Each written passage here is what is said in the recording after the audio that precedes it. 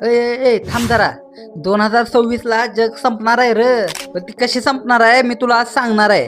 तर नीट ऐक. अजून तर कुठल्या शास्त्रज्ञाने किंवा नासानं सांगितलं नाही की 2026 ला जग संपणार आहे. हे पहिलं फॅक्ट. आणि दुसरं फॅक्ट ऐक आता. 2025-26 मध्ये सूर्याची ऍक्टिव्हिटी वाढणार आहे. यालाच म्हणतात सोलर मॅक्झिमम. याचा असा अर्थ होत नाही की जग संपणार आहे. याचा अर्थ असा आहे मोबाईल नेटवर्क जास्त आहे का ती जाऊ शकतं. आणि आपल्या सगळ्या घरातल्या लाईटी, बाहेरच्या लाईटी, दुकानातल्या लाईटी बंद पडण्याची शक्यता आहे. आणि याच्यासोबत GPS, इंटरनेट, ती जो मोबाईलमध्ये गेम खेळायला वापरतो का ती इंटरनेट पण बंद करू शकते.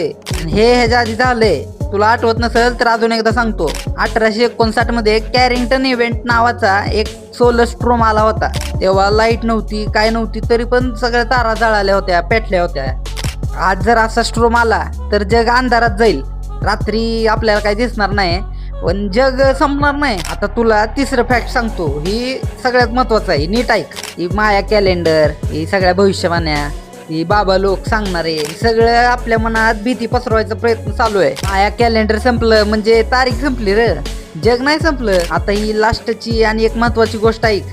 2026 ला ते दगडाने किंवा काही येणार आहे त्याच्याने जग नाही संपलं ना, तरी माणसाच्या बेपरवाईमुळे एक दिवशी जग नक्की संपणार आहे. आणि हेच सगळ्यात भयानक सत्य आहे. हे आपल्याला एक्सेप्ट केलं पाहिजे आपण. तर भीती 2026 संपण्याची किंवा जगाचा अंत होण्याची नाही, तर आपल्यासारख्या मूर्खांना असल्या गोष्टी लवकर डोक्यात बसतात आणि असल्या अफवांवर आपण लवकर विश्वास ठेवतो. ह्याची सगळ्यात जास्त भीती. तुला जर असल्या अफवांमागचं खरं सत्य जाणून घ्यायचं असेल ना, तर आपल्या चॅनलला फॉलो कर, सबस्क्राईब कर आणि जास्तीत जास्त तुझ्या असल्या अफवांवर विश्वास ठेवणाऱ्या मित्रांना पाठव.